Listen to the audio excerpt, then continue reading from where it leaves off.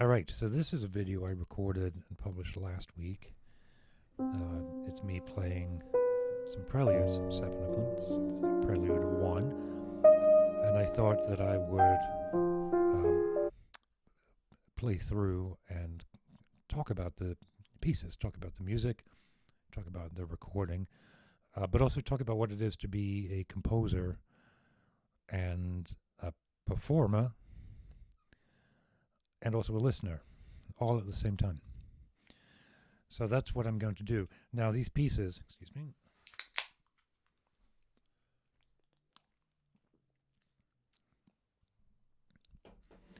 these, I wrote these pieces a few years ago, and my friend Taras played them in this concert.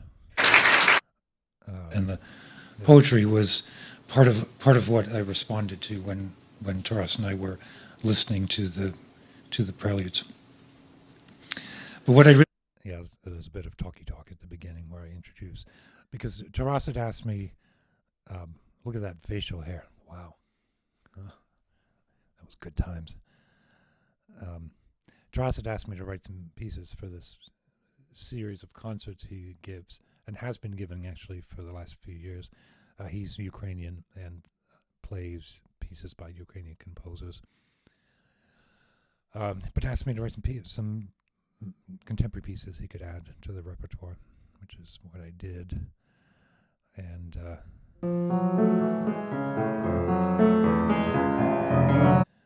he's actually in India right now, today. It's the 22nd of February, so he left last weekend, and he's playing this cycle, including these preludes. Taras is a really good pianist. I'm a functional pianist. So I'm going to talk about these. The first, of course, is, even now I hear I was growing a mustache, but I kind of liked it, but I didn't like it enough to keep it. So I'm in my clean-shaven phase. That beard man, that was a great beard. I had that beard for a decade.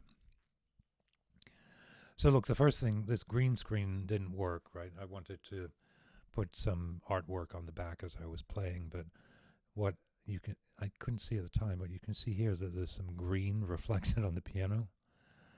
So when I put the green screen effect on, it just all turned into it looked kind of cool, but it wasn't what I wanted to go for.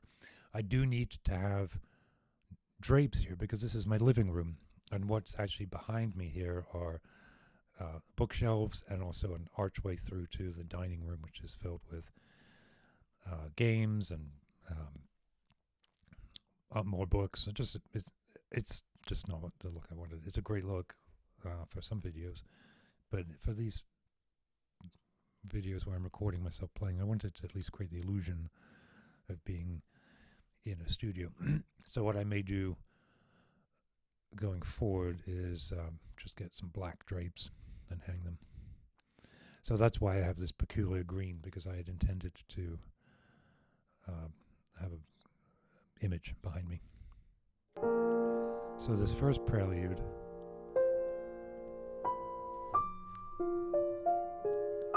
that wobble, right? Wobbling, because I'm not a very good video maker, but I have learned how to use my iPad and my phone camera at the same time with synchronized sound.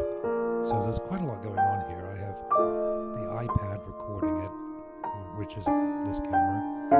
I have that little stand light there, which is giving the illumination that makes it look a little bit better. And then I have on the lid of the piano, I have my iPhone camera, and then I periodically switch between the two. So it worked, but the iPhone camera needs to be mounted differently so it doesn't shake. Then the sound, after I've recorded the sound, the whole video, I actually dumped the sound out into Logic Pro. So I'm recording using the Zoom H6, which is really great. but I master the sound a little bit.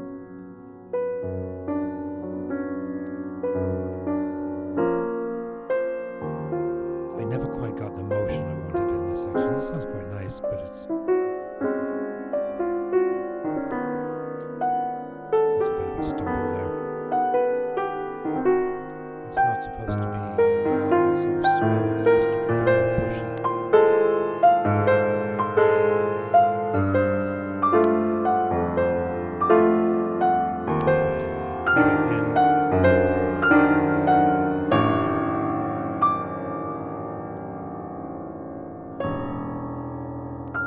In Logic, I take the sound of the Zoom recorder, not Zoom the software, right? The Zoom H6. It's very good, but it's a bit bright. I used to ChatGPT, and I said, what if I wanted my recordings to sound like I love the recordings of pianists from the 50s. And some of that is the style of playing, right, which I think is much more characterful than what we tend to hear now. But the recording is different as well. And some of it is the limitations of the recording equipment, and some of it is just different styles. So I asked ChatGPT to help me set up a mastering stream, whatever, chain of like compression and what have you, and some suggested settings for a few different styles of recording. One of which was this 1950s style. I also asked for like Alfred Brendel from the 80s, and I don't know whether what it provided is true, but they certainly do all sound different. Anyway, I took the recording from the iMovie or Final Cut that I was using, and then remastered it in Logic Pro, and then just dumped it back in here and lined it up. So that first prelude is this sort of very wistful,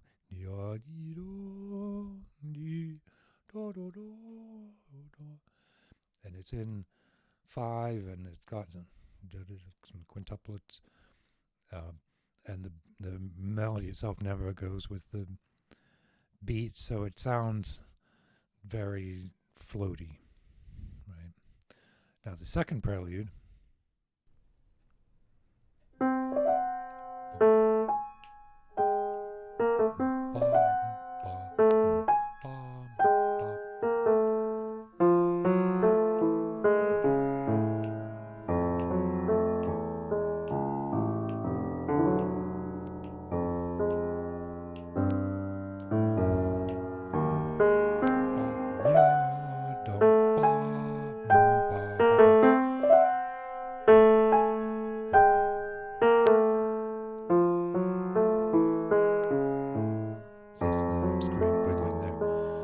there's a really interesting shift when the piece is essentially done. I shift from being a composer to a player, but I actually rely on the response of my player self to really finish the piece, because that's where I'm looking at the music and saying, have I really got something that I meant?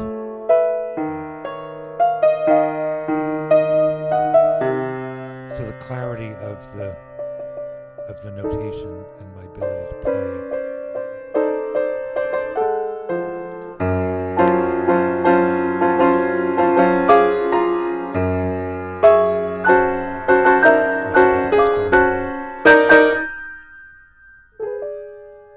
This is a very Kaiserish mode,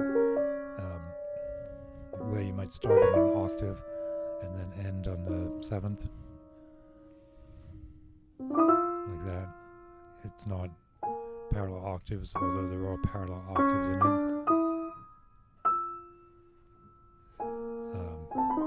It's a sound I really like. And then it will resolve to like a 3rd or a 10th. Nice. What was I saying? Right, okay, so often I get an idea at the beginning with improvisation at the piano, and we'll quickly write it down on manuscript like this.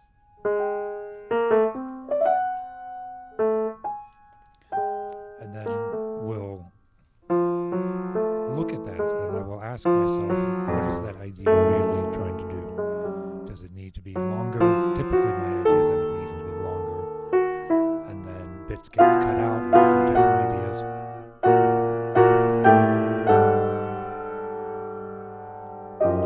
Does it need to be in contrast or juxtaposed with some other idea that I might have? I end up with 5 or 6 things that belong together or get cut and excised completely.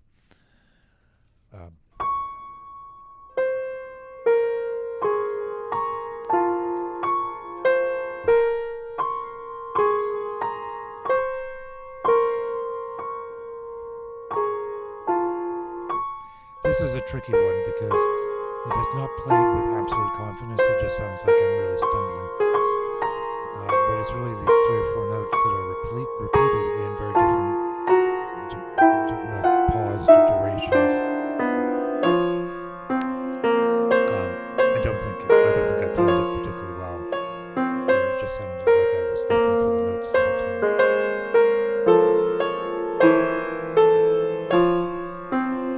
So I write again the idea of the piano, work it on paper, back to the piano, play it, back to the paper, back and forth. Very keyboardy composer, which I used to worry about. I used to think that meant that I didn't have a good ear. I don't have a good ear. I'm literally deaf and listening. And I'm not Beethoven. So I need to hear it. And more than that, I need to feel it in my fingers. And that's true. Whether it's a piano piece or not, it stands and falls on how I can play it. And that's even if I'm playing an orchestral score, I'm just not really playing it in full, but I need to feel it to know that it's worth keeping.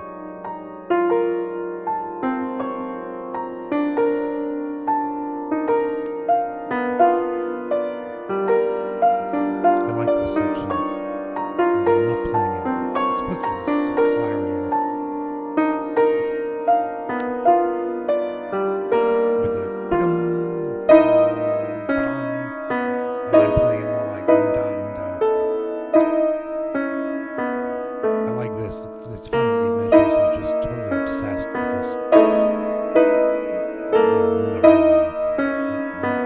G, C sharp, right there, my 4th and 5th fingers. It's obsessive.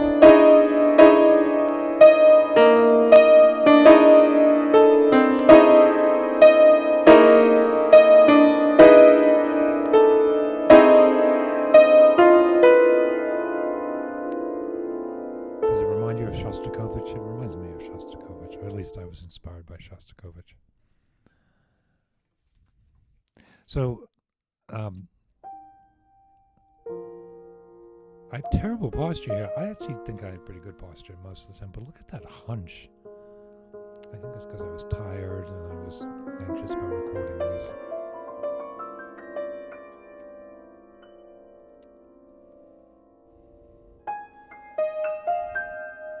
And I'm also just getting old, right? It's any beer. You should try it. It's pretty refreshing if you like beer but don't want to drink alcohol.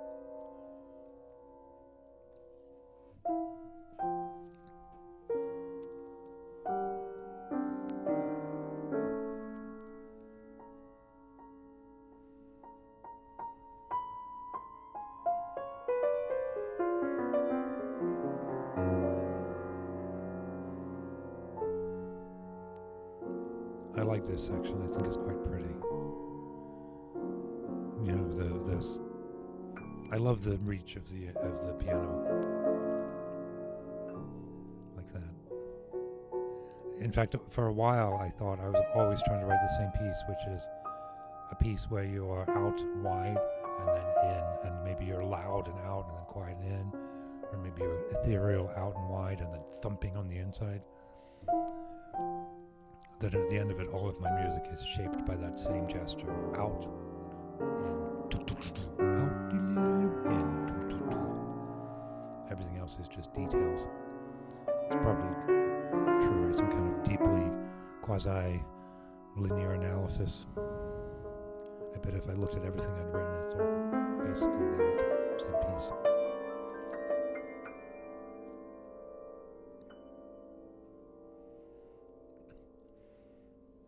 Yeah, I wonder if I sit like that all the time. I'm really hunched over.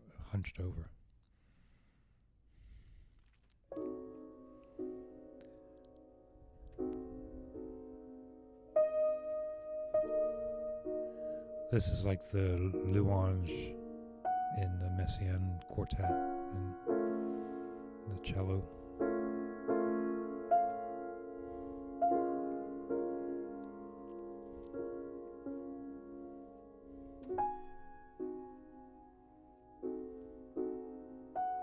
I love the piano. I love the sound of the piano. I love the feel of playing the piano.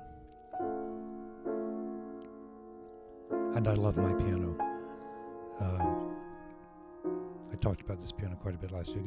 It's new to us. It's a 1924 Steinway, and it was totally refurbished last year. I've had it about a year.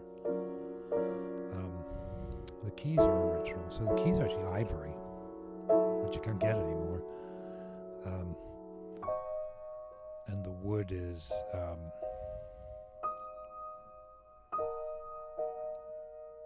what is it? Tropical rosewood, something like that. It's also a protected wood species on the cabinet, so it's twice illegal now.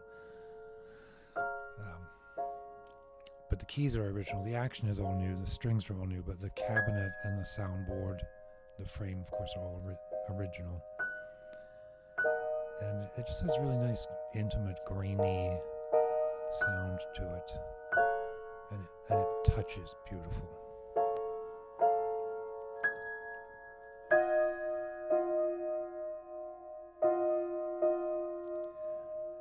I'm looking here, 62 views. That's not very many, but it's quite a lot for me. Most of my videos get 10 or 15 views.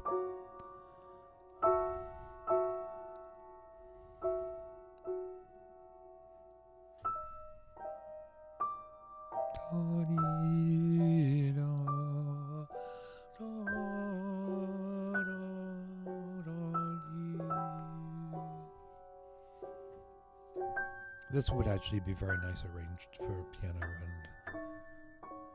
clarinet, piano, violin, piano, cello.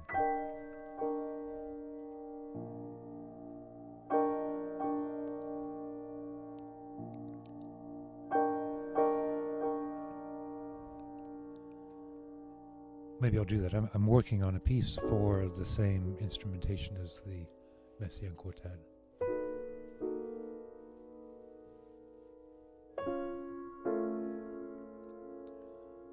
Those wobbles. I would never have guessed the camera was going to wobble like that. I mean, in retrospect, of course it will, but... You might be asking why I'm playing from score. It's a totally different mind from writing and playing. I don't have the pieces memorized.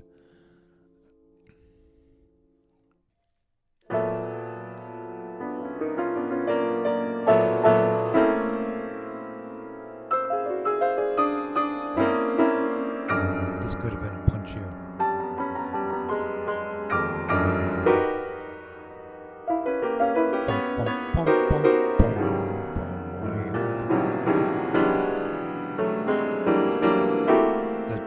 The dialogue here is between my desire to play it fast and punchy and the amount of time required to let the harmonies mean something, because it's very dense. This I like, with this just very raw, punchy accompaniment. This really needs to be with a string section.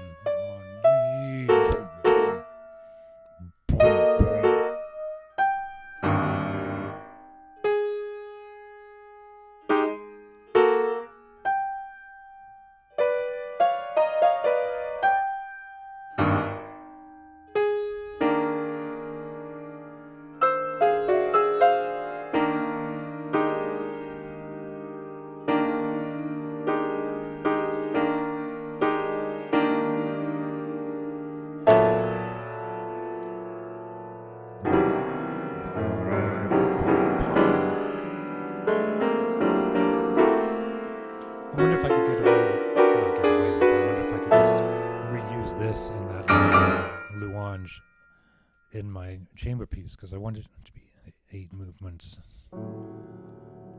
I like this one very much. This reminds me of kind of an Orthodox prayer, the basso profundo.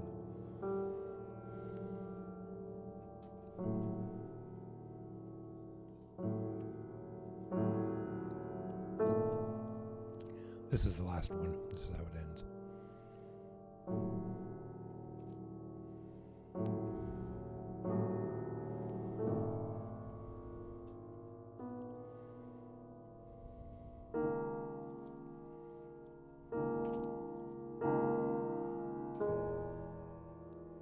Piano sounds pretty good. It had just been tuned like the week or two before this.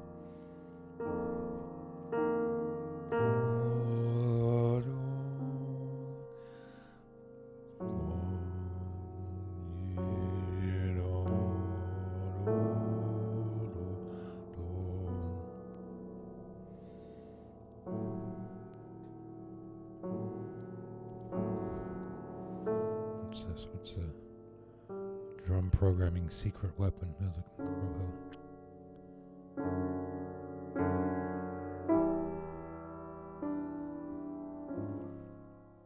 So easy to be distracted, isn't it?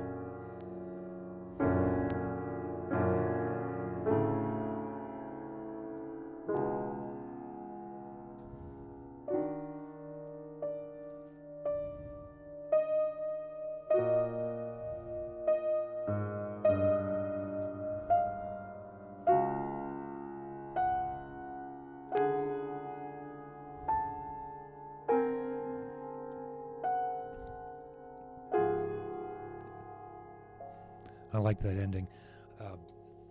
But I notated it wrong. I notated it just like 1, 2, 3, 4. And what I really should have been why the 6 encores?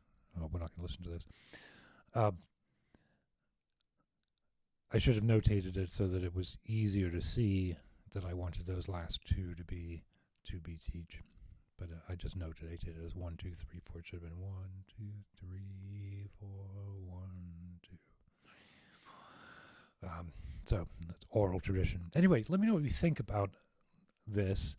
If you have any questions or comments, or if you are also a composer, particularly a pianist and composer, if you feel the same split between composer you and pianist you, I feel a very definite. I kind of have to, because if I'm playing the music still thinking composer, I'm going to change it all every time I play it. So I think that's good. Let's see if this recording worked, and keep your wits about you.